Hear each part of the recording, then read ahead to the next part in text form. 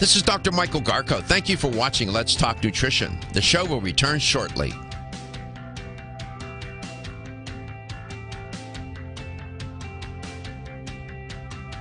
Take hot baths. Now, I like steam rooms and all that, but I don't have time to go to that either. According to the authors of this new study, regular hot baths could play a role in inflammation reduction and in improving metabolism. Hot baths, saunas, and so-called passive heat, that's what they're called, have now come under the, more scientists are paying attention to them. These are called passive heating therapies.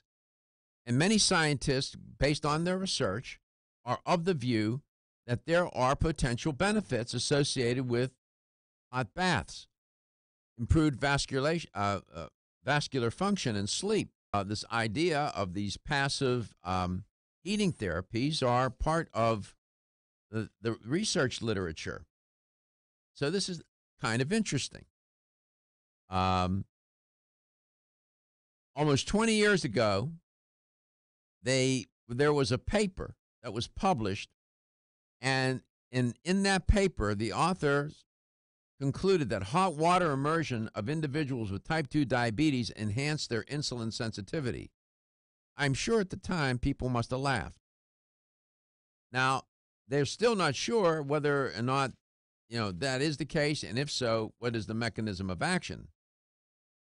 In this more recent study, the researchers decided to probe this a little further into the mechanisms of action.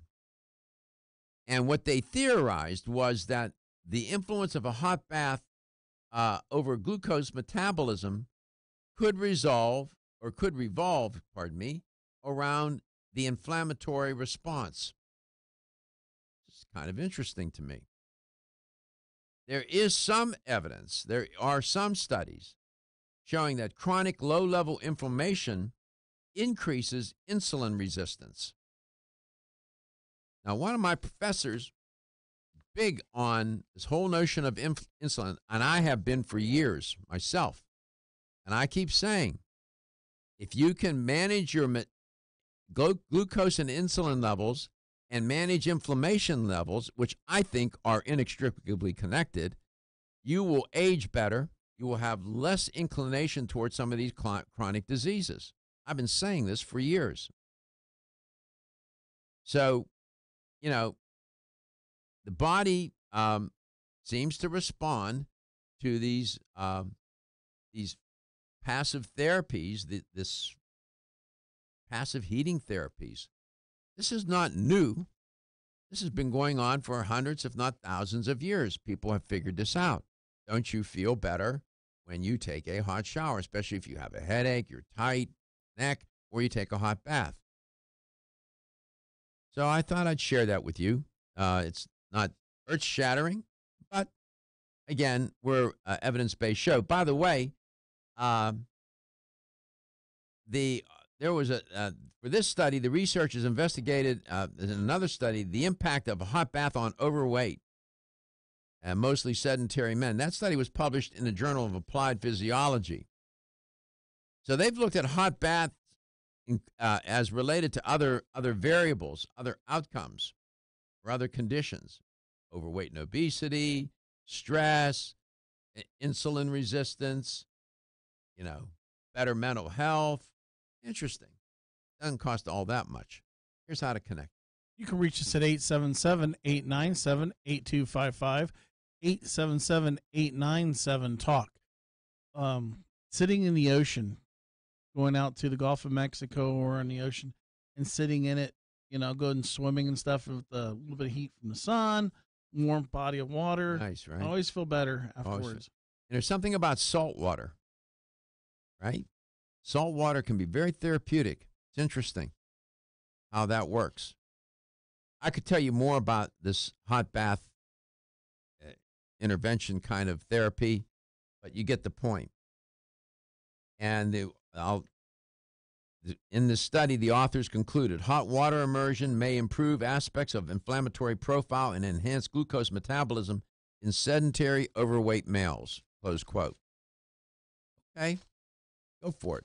Take a bath. Relatedly, trying to make yourself feel better, I'm a big fan of music therapy.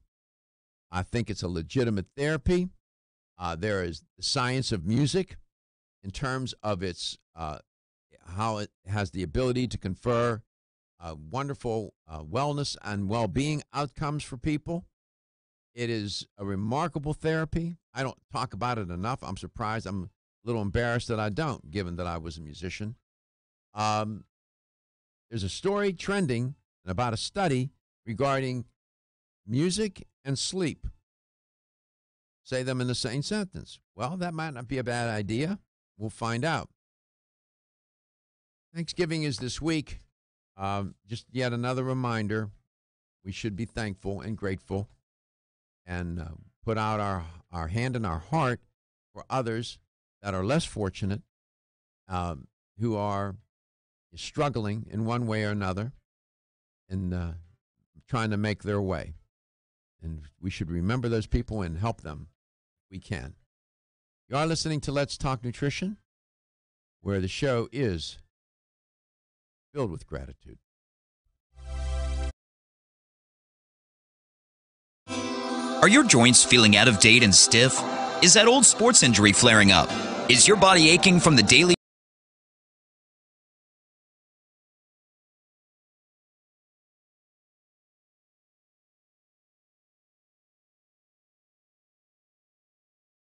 The show will return shortly.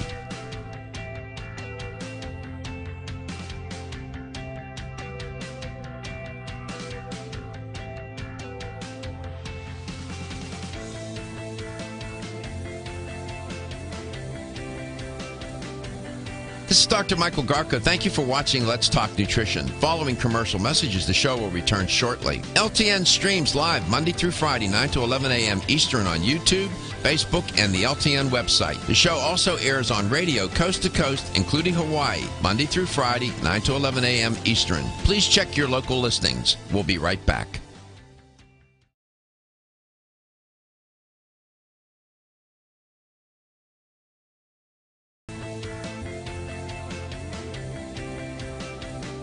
It's Dr. Michael Garko. Thank you for watching Let's Talk Nutrition. Following commercial messages, the show will return shortly. LTN streams live Monday through Friday, 9 to 11 a.m. Eastern on YouTube, Facebook, and the LTN website. The show also airs on radio coast to coast, including Hawaii, Monday through Friday, 9 to 11 a.m. Eastern. Please check your local listings. We'll be right back.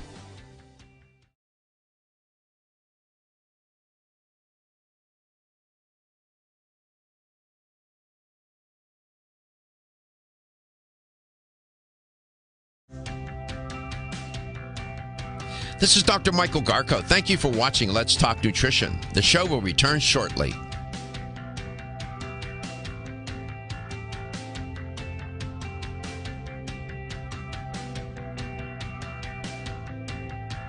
This is Dr. Michael Garko. Thank you for watching Let's Talk Nutrition. The show will return shortly.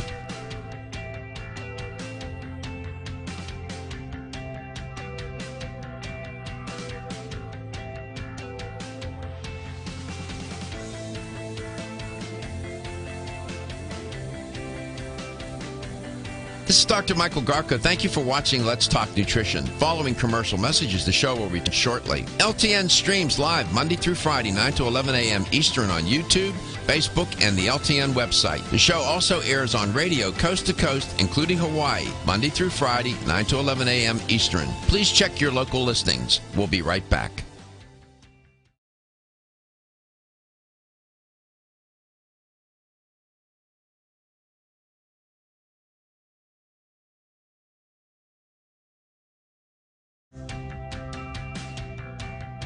This is Dr. Michael Garko. Thank you for watching Let's Talk Nutrition. The show will return shortly.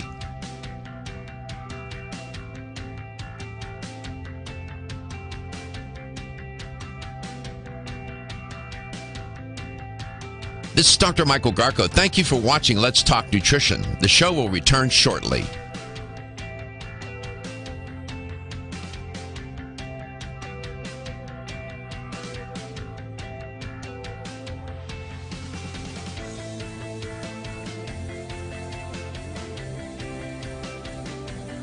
This is Dr. Michael Garko. Thank you for watching Let's Talk Nutrition. Following commercial messages, the show will return shortly. LTN streams live Monday through Friday, 9 to 11 a.m. Eastern on YouTube, Facebook, and the LTN website. The show also airs on radio coast to coast, including Hawaii, Monday through Friday, 9 to 11 a.m. Eastern. Please check your local listings. We'll be right back.